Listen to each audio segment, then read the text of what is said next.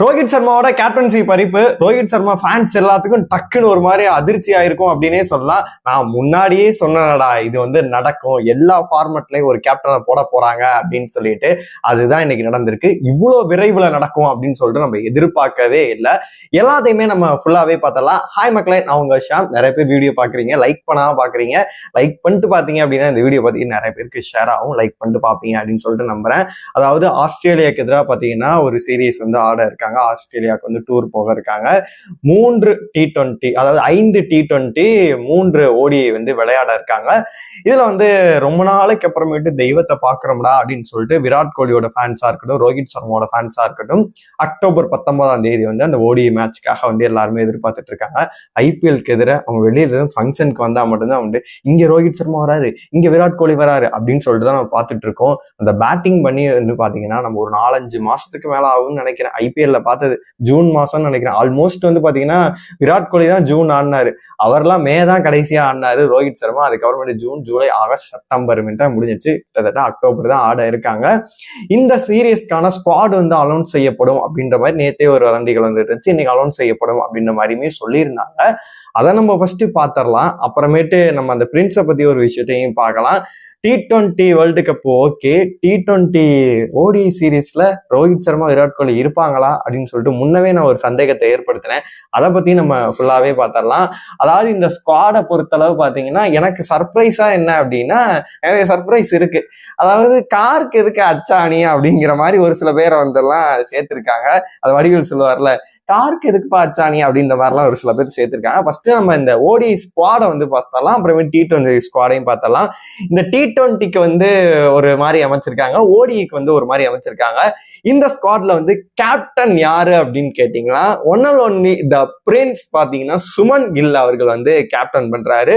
ரோஹித் சர்மா அந்த இதுல இருக்காரு, ஐஸ் கேப்டன்லாம் கிடையாது. விராட் கோலி இருக்காரு, அக்ஷர் பட்டேல் இருக்காரு, மக்களின் கேப்டன் ஸ்ரேயஸ் ஐயரை வந்து ODI கேப்டனா போட போறாங்கப்பா அப்படின்ற மாதிரிலாம் உருட்டுகள் வந்துட்டு இருந்துச்சு.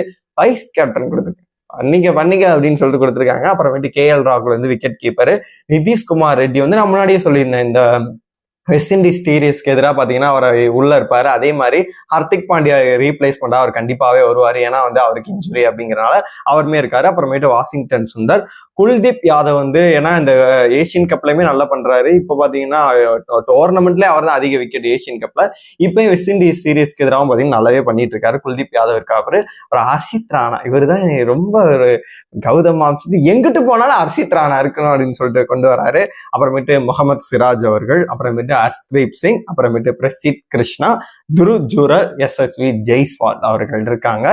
இந்த இதை பத்தி நம்ம டிஸ்கஸ் பண்ணிட்டு அப்புறமேட்டு நம்ம வந்து அந்த T20 ஸ்குவாடை வந்து டிஸ்கஸ் பண்ணுவோம். அதாவது கேப்டனா ஒரு நாள் வந்து ODIக்கு மட்டும்தான் பாத்தீங்கன்னா விராட் கோலிக்கு அப்புறமேட்டு வந்து ரோஹித் சர்மா பண்ணிட்டு இருந்தாரு. ஒரு ஆல் ஃபார்மேட்ல எல்லாம் பண்ணிட்டு இல்லப்பா வேணான்னு சொல்லிட்டு விராட் கோலி ஒதுங்கின பிறகு ரோஹித் சர்மா தான் பண்ணிட்டு இருந்தாரு. ஒரே இது கேப்டன் தான் பண்ணிட்டு. ஆல் ஃபார்மேட்லயும் பாத்தீங்கன்னா T20க்கு சூரியகுமார், ODIக்கு பாத்தீங்கன்னா ரோஹித் சர்மா அவர்கள், டெஸ்ட்டுக்கு பாத்தீங்கன்னா சுமன் கில் வந்து இங்கிலாந்து சீரீஸ்ல இருந்து அறிமுகப்படுத்தினாங்க.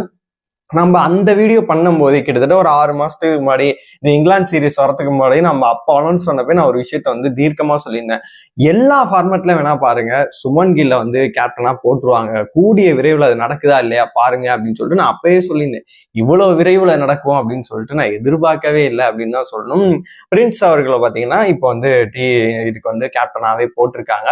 அதனால வந்து ஒரு சில வந்து ரோஹித் சர்மாவோட ஃபேன்ஸ் எல்லாத்துக்கும் ஒரு மிகப்பெரிய ஒரு இதா இருக்கும். ஏன்னா ஆல்மோஸ்ட் அவருக்கு ஒரு 25 வயசு தான் ஆகுது. இவரை கம்பேர் பண்ணும்போது எவ்வளவு வயசுன்னு சொல்லிட்டு நான் சொல்ல தேவையில்ல.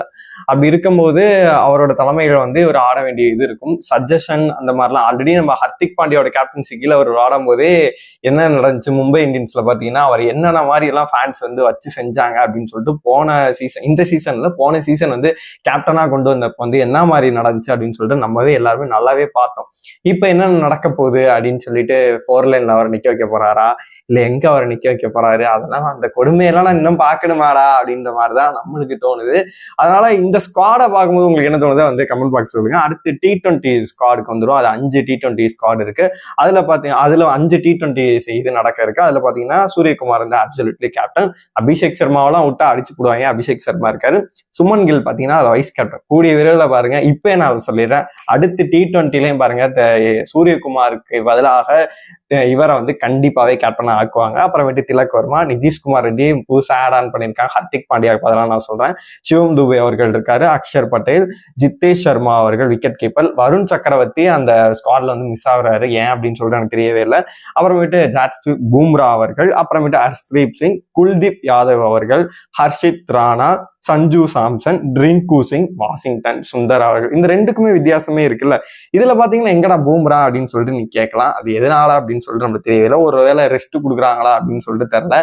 அவரும் இப்ப முன்ன இருந்த எங்க பழைய வேலாயுதம் இல்லை அப்படிங்கிற மாதிரி பாத்தீங்கன்னா அவருமே அந்த ஃபார்ம்ல வந்து இல்லவே இல்லை அப்படின்னு தான் சொல்லணும்.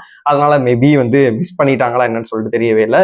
இப்போ ஓடி சீரீஸ்ல உங்களுக்கே இருக்கும், ரோஹித் சர்மாவோட ஜெய்ஸ்வால் வந்து ஓபன் பண்ணுவாரா, இல்ல யார் வந்து சுமன் கில்ல கூட ஓபன் பண்ண விட போறாங்களா, இல்ல வந்து நம்பர் அந்த பிளேயிங் 11 எப்படி அமைய போகுது அப்படின்னு சொல்லிட்டு எனக்கு ஒரு டவுட்டா இருக்கு. என்னைய பொறுத்த வரைக்கும் ரோஹித் சர்மா, விராட் கோலி இவங்க கன்ஃபார்ம் இருப்பாங்க. இருந்துதான் ஆகணும், வேற வழியே கிடையாது. இல்லாட்டி அவங்க வந்து 0க்கு அவுட் ஆனாலும் அவங்க இருந்துதான் ஆகணும், வேற வழி கிடையாது. அப்புறமேட்டு சுமன் கில் கன்ஃபார்ம் இருப்பாரு, அவர் தான் கேப்டன், அவர் என்ன மிஸ் பண்ணுவாங்க. அப்புறமேட்டு பாத்தீங்கன்னா ஸ்ரேயஸ் ஐயர் வந்து வைஸ் கேப்டன், அவருமே இருப்பாப்ல. என்ன ஆர்டர்ல இவங்க போறாங்க அப்படின்னு சொல்லிட்டு, ஏன்னா ஓப்பனிங் தான் வந்து கண்டிப்பா ரோஹித் சர்மா அவர்கள் பண்ணுவாரு. அவர் வந்து கீழே இருக்க முடியாது, அவர் தான் ஓப்பனிங். அவரோட ஓப்பனிங் வந்து எஸ்எஸ்சி ஜெய்சால பண்ண வைக்க போறாங்களா, இல்ல சுமன் கில்லே இதுலயுமே பண்ணட்டுமே அப்படின்னு சொல்லிட்டு எதிர்பார்க்கறாங்களா அப்படின்னு சொல்லிட்டு நம்மளுக்கு தெரியவே இல்லை அப்படின்னு தான் சொல்லணும். அதுக்கப்புறமேட்டு நம்ம அடுத்ததா வந்து ஓடி வேர்ல்டு கப் விஷயத்துக்கு வருவோம். அடுத்த வருஷம் வந்து பாத்தீங்கன்னா T20 வேர்ல்டு கப் நடக்கிறதுக்கு. அதன் பிறகு பாத்தீங்கன்னா அதுக்குள்ளே வந்து இவர் வந்து எல்லாத்துக்கும் எல்லா ஃபார்மேட்லயும் கேப்டன் ஆயிடுவாரு, அது வேற விஷயம்.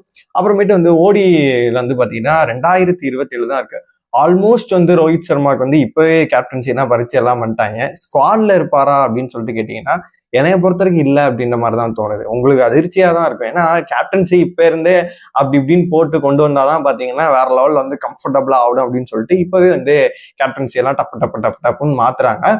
அவர் நல்லா பர்ஃபார்ம் பண்றாரு, ஒண்ணுமே பிரச்சனை இல்லை. இருந்தாலுமே வந்து எதுவும் சொல்ல விரும்பல. அதனால வந்து அந்த வேர்ல்டு கப் ஓடி வேர்ல்டு கப்புக்கு பாத்தீங்கன்னா கண்டிப்பா வந்து விராட் கோலியா இருக்கட்டும், ரோஹித் சர்மா இருக்கட்டும், 2 பேர் வந்து கையெழுத்து போடுங்களேன் அப்படின்னு சொல்லிட்டு போடுறதுக்கான வாய்ப்புகள் கூட அதிகமா இருக்கு. எனக்கு அதுக்காக தான் வந்து ரோஹித் சர்மா அண்ட் விராட் கோலி 2 பேருமே வெயிட் பண்ணிட்டு இருக்காங்க. நம்ம அந்த சீரீஸை மட்டும் எப்படியாச்சும் முடிச்சுட்டு அங்க நம்ம வந்து ரிட்டையர்மெண்ட்ல கொடுப்போம் அப்படின்ற மாதிரிதான் சொல்றாங்க. ஆனா வந்து அதற்கு முன்னாலே வந்து 2 பேரும் வந்து இப்ப கேப்டன்சி இவர் கீழானும் அதெல்லாம் ஒரு லெஜெண்ட், அவங்க பெருசா எடுத்துக்க மாட்டாங்கன்னு கூடனாலும் நம்மளுக்கு பார்க்கும்போது ஒரு இதாவே இருக்கு அப்படின்னே சொல்லலாம். T20 சீரீஸ்லயும் பாத்தீங்கன்னா ஆல்மோஸ்ட் வந்து சூர்யா வந்து இந்த சீரீஸ்ல வந்து சுத்தமா அந்த அளவு பெர்ஃபார்ம் பண்ணவே இல்லை. சுமன் கில் அவர்கள் தான் சுத்தமா பெர்ஃபார்ம் பண்ணவே இல்லை. ஃபுல் அண்ட் ஃபுல்லா ஆக்குபை பண்ணி பர்ஃபார்ம் பண்ணது எல்லாம் யாரு அப்படின்னு கேட்டீங்கன்னா அபிஷேக் சர்மா மட்டும்தான் ஏசியன் கப்ல வந்து வேற லெவல்ல பர்ஃபார்ம் பண்றாரு.